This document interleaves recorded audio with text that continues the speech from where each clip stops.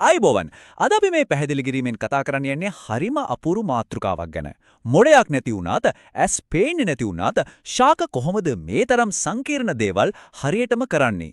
මේ හැමදේම පිටිපස්සේ ඉන්න හැබැයි අපිට පේන්නේ නැති අදෘශ්‍යමාන රසායනික අධ්‍යක්ෂකවරු ටිකක් ගැන අද අපි කතා කරන්නේ. බැලූ බැල්මටම ශාකයක් කියන්නේ එකම තැනක තියෙන කිසිම ප්‍රතිචාරයක් දක්වන්නේ නැති දෙයක් වගේ නේද අපිට පේන්නේ. හැබැයි ඇත්තම කතාව ඒක නෙවෙයි. නිකමට හිතලා බලන්න ගහක් කොහොමද හරියටම ඉරේලිය තියෙන පැත්ත හොයාගෙන ඒ පැත්තට නැමෙන්නේ. එහෙම නැත්නම් තමන්ගේ ගෙඩි ඉදෙන්න ඕනේ හරියටම මේ කාලෙදිමයි කියලා තීරණය කරන්නේ කොහොමද? මේ නිශ්චල පෙනුමට යටින් පුදුමාකාර රසායනික මෙහෙයුම ක්‍රියාත්මක වෙනවා. ඉතින් මේ නොපෙනෙන බලවේග මොනවද කියලා අපි හොයලා බලමු. මේ සම්පූර්ණ කතාව අපි ප්‍රධාන කොටස් 4කට බෙදාගෙන තමයි ඉදිරියට යන්නේ.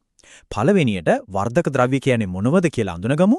ඊළඟට වර්ධනයේ උත්තේජනය කරන හෝමෝන ගැනත්, තුන්වෙනියට නිෂේධක සහ විශේෂඥයින් ගැනත්, අවසාන වශයෙන් මේ දැනුම පාවිච්චි කරලා අපි හදාගත්ත කෘත්‍රිම වර්ධක ද්‍රව්‍යවල ප්‍රායෝගික භාවිතය ගැනත් කතා කරනවා. හරි. අපි අපේ පළවෙනි මාතෘකාවට යමු.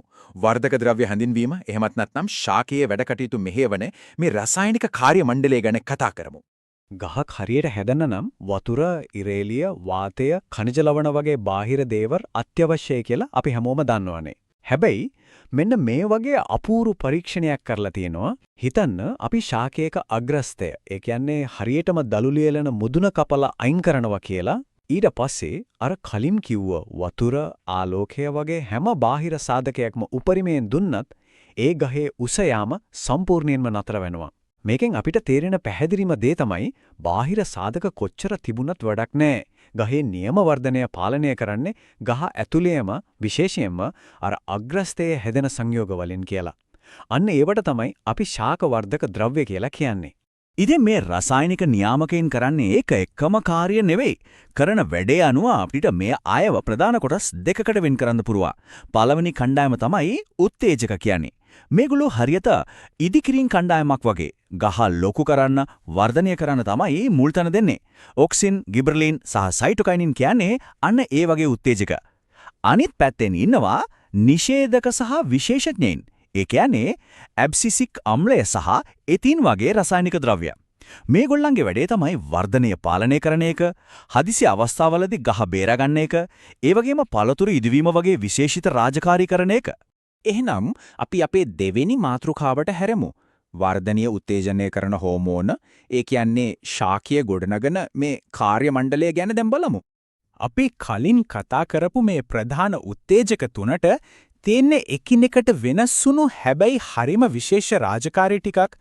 ඔක්සින් ගත්තොත් එයා ප්‍රධාන වශයෙන්ම ශාකයේ කඳ සහ මුල් වර්ධනය කිරීම තමයි කරන්නේ. ගිබරලින් කරන්නේ ශාකපත්‍ර සහ කඳ විශාල කරන්න සෘජුවම දායක වෙන එක. අනිත් එක තමයි සයිටොකයිනින්. එයාගේ රාජකාරිය තමයි සෛල විභාජනය කිරීම හරහා පටක වර්ධනය වේගවත් කරන එක.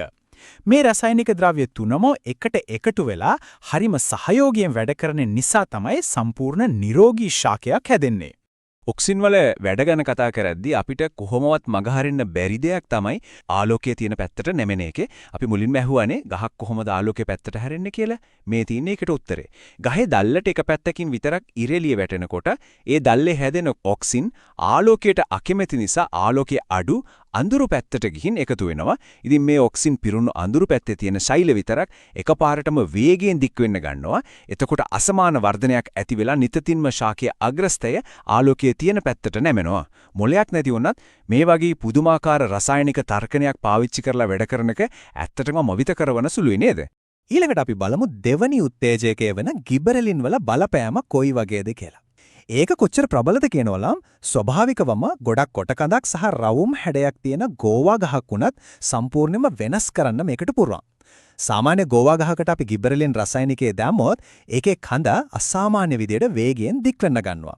ගිබරලින් කියන හෝමෝනේ ප්‍රධාන වශයෙන්ම ශාක කඳන් දික් කිරීම පාලනය කරනවා කියන එක ඔප්පු කරන්න තියෙන කදිම ප්‍රායෝගික උදාහරණයක් තමයි මේක.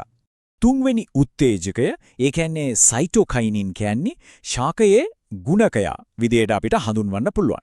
මේ සයිටොකයිනින් වලින් සෛල විභාජනය කිරීම හරිම කාර්යක්ෂම කරනවා.